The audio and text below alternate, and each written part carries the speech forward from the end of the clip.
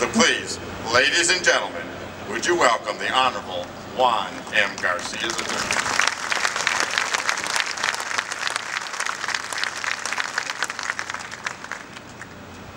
Good evening, Senor Chavez, Chavez family, admirals, general, shipmates, ladies and gentlemen. A very, very quick anecdote.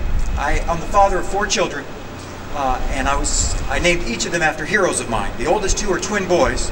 One is named Cesar. Now, recently, I received the following email from my wife. Subject, good news and bad news. It seemed the boys had a spelling bee at school, and she said one twin is the new school spelling champion. The other one was escorted out because he couldn't be quiet. I leave it to you to guess which one is little Cesar.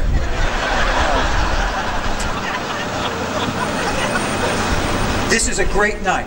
This is a great night for San Diego's General Dynamics NASSCO. Fred, you and your team of 3,300 professionals, 3,300 patriots, have delivered to the Navy an incredible class of ship. This national asset we christen this evening, with a range of 14,000 nautical miles and 20 knots, capacity for 886,000 cubic feet of cargo, 25,000 barrels of fuel, will provide combat logistics support to the Navy fleet and sustainment to the Marine Corps forces ashore. And at a time when the American people need their Navy to execute a mission set that's broader than ever before, that capability is vital. Think about it. 1 year ago tonight, your Navy and Marine Corps team was in Japan in the aftermath of their historic earthquake and subsequent tsunami, with 22 Navy ships, including a nuclear aircraft carrier, on station within 48 hours, Navy helicopters bringing water, fuel, blankets, 2,000 Marines, despite the radiation risk, on the ground conducting search and rescue. At one point, a U.S. Navy barge was literally tied up to the reactor at Fukushima, providing the water to prevent an apocalyptic meltdown.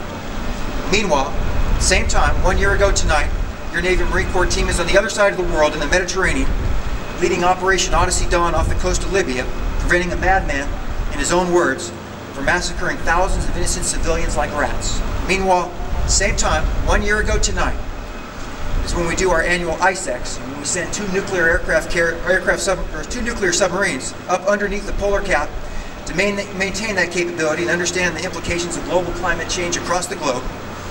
Also, 1 year ago tonight, your Navy was in South and Central America as part of Exercise Continuing Promise, engaging with our allies and partners there, with Navy medical personnel fixing dozens of cleft palates, prescribing and giving away hundreds of pairs of eyeglasses, prescribing medicine to people who've never had it before, deworming animals, purifying water, because equally as important as winning wars is preventing wars.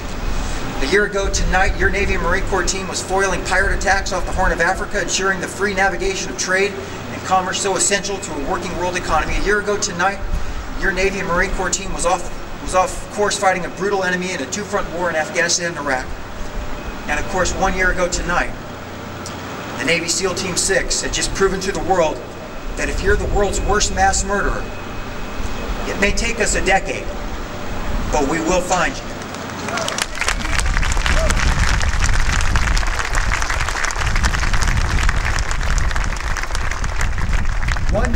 One Navy in the world has that kind of reach and span. One Navy in the world is a global force for good, and it doesn't work without ships like this one. NASSCO is an integral, vital, critical part of the Navy and Marine Corps team.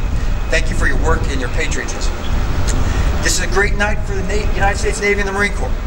The christening of a naval vessel in the name of Cesar Chavez reminds us just how far our Navy and Marine Corps have come. When Chavez enlisted in the Navy as a 17-year-old in 1946 and served in the Pacific on this ship's ancestor, looking for opportunity and training, he found a Navy in which Mexican Americans and all minorities were restricted to service as kitchen duty, as deckhands, or chipping paint. Today, young Americans continue to enlist, looking for that same opportunity and training, and they find it, regardless of their background. In today's Navy, women captain ships, command aviation squadrons, and for the first time serve aboard submarines. Sexual orientation is irrelevant, and the only ceiling is one's talent and willingness to work. I'd like to share the story of how, in 1975, in the aftermath of the fall of Vietnam, there was a phenomenon of thousands of South Vietnamese refugees taking to the sea. In one such South Vietnamese fishing trawler, with an estimated 350 refugees aboard, scared, hysterical, hungry, taking on water, was a young 5-year-old boy by the name of Hung Ba Lee. A Navy LPD patrolling in the area rescued the craft. Now we're 37 years down the road, the world has changed, a wall came down, relations between our nations evolved, and last year the Navy sent a U.S. guided missile destroyer, the USS Lassen, to pay a port visit to Vietnam, a diplomatic exchange, a courtesy call. And when the Lassen pulled in,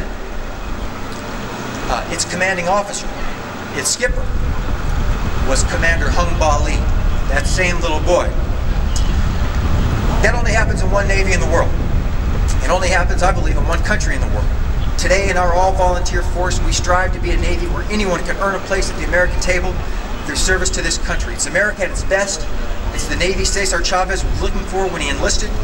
The christening the USNS Cesar Chavez. This is a great night for the United States Navy and the Marine Corps. This is a great night for the nation. There have actually been questions in some quarters regarding the appropriateness of the name of this vessel. Most critics simply don't understand Navy ship naming. A decades-old Secretary of the Navy instruction on the naming of ships reads, "Special effort will be made to select names that reflect part of the nation's and the Navy's great heritage." The world's first aircraft carrier, the USS Langley, was named after a great American physicist. When the Navy's new nuclear-powered submarines with Polaris ballistic missile capability were introduced, the announced intention was to name them after distinguished Americans and others whose lives have paralleled and contributed to the growth of democracy. The convention with this class of ship has been to name them after great American explorers and pioneers. Pioneers like Lewis and Clark, who mapped the great American West. Pioneers like Alan Shepard, first human to orbit the Earth, like Richard Byrd, whose expedition was the first to reach the South Pole, like Dr. Charles Drew, who pioneered plasma transfusion, and now to a pioneer in civil rights, whose selflessness would inspire a nation, who would champion the rights of 50,000 workers, who would defend the voiceless against inhumane conditions, chemical exposure, and unjust labor practices, who sought no material benefit for himself, and who would receive the Presidential Medal of Freedom, and for whom states treat his birth date as a holiday. A force for good. This is the perfect name of an American hero who embodied American values that will inspire a generation of sailors in your U.S. Navy. A global force for good, una fuerza global para justicia. I close with this. Every once in a while, we get a snapshot in time that captures what this entire enterprise is about. Recently, a German ship called the Magellan Star, that sails with 19 sailors, mostly Filipino sailors with senior personnel from the Eastern European countries, was making its transit through the Gulf of Aden off the coast of Yemen. As you know, it's a part of the world that's wrestling with the scourge of piracy, and in fact the ship was attacked. The crew fought off the pirates for as long as they could. It was clear that they wouldn't be able to stop them. All 19 of them gathered in the engineering spaces. They called it a citadel, a safe space, and they welded themselves in, communicated with a satellite phone.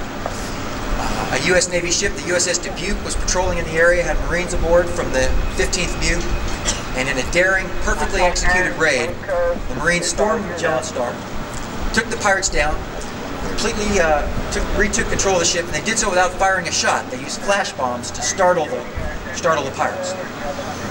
But in the meantime, the ship's original crew, still locked in their safe space, had lost batteries on their satellite phone, had no idea what was happening outside. All they could hear was the flash bombs going off. They didn't know it was good guys or bad guys, and they refused to come out. The standoff continued. Eventually, the Marines blowtorched a hole through to try to pass notes, but with the language gap, they still couldn't convince these sailors it was safe to come out.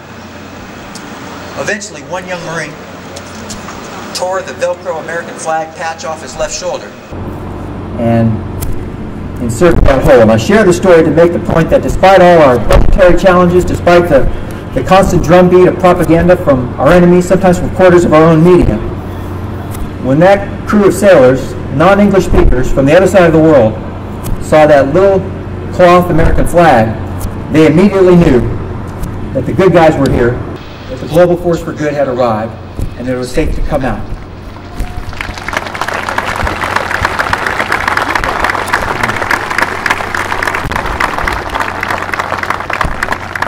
This ship will help ensure that that symbol, that American flag, continues to carry that symbolism across the globe.